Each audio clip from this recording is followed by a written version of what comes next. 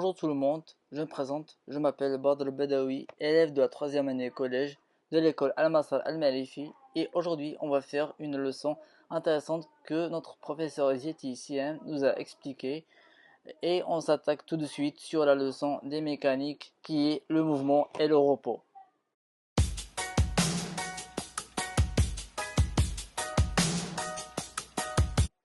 Donc pour commencer, le mouvement c'est quand un objet change de position par rapport à un référentiel. Et le repos, c'est quand un objet ne change pas de position par rapport à un référentiel. Donc, comme vous voyez dans l'expérience, on a l'objet numéro 1 qui va nous intéresser et l'objet numéro 2 qui est le référentiel.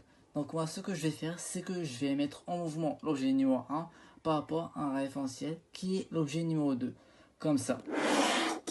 Maintenant, comme vous voyez, il y a un changement de position entre l'objet numéro 1 et l'objet numéro 2 qui est le référentiel.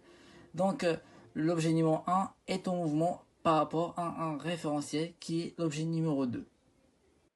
Et maintenant, je vais vous expliquer qu'est-ce que c'est le mouvement rectiligne, curviligne et circulaire. Donc, le mouvement rectiligne, c'est quand une trajectoire est une droite. Et le mouvement curviligne, c'est quand la trajectoire est une courbe. Et pour finir, le mouvement circulaire, c'est quand une trajectoire est un arc de cercle. Et puis pour vous montrer l'exemple, voici à quoi ressemble le mouvement rectiligne, puis le mouvement curviligne, et pour finir le mouvement circulaire. Et maintenant, on va tout de suite s'intéresser sur les formules qu'il y a dans ce cours. On a que trois formules. La première c'est D égale à V fois T, puis on a V égale à D sur T, et pour finir on a T égale à D sur V, comme vous voyez dans ce triangle. Et je tiens aussi à vous informer que D c'est la distance, V c'est la vitesse et T c'est le temps. Et si vous voulez convertir le kilomètre-heure en mètres par seconde, il faut diviser par 3,6.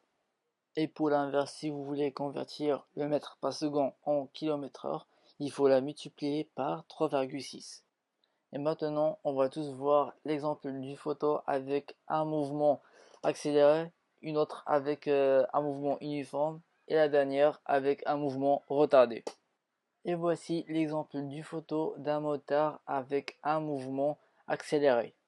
Et voici une autre photo d'un motard avec un mouvement uniforme. Et voici la dernière photo d'un motard avec un mouvement retardé. Et c'est tout pour aujourd'hui. J'espère que mon projet vous aura plu. Et sur ce, prenez soin de vous.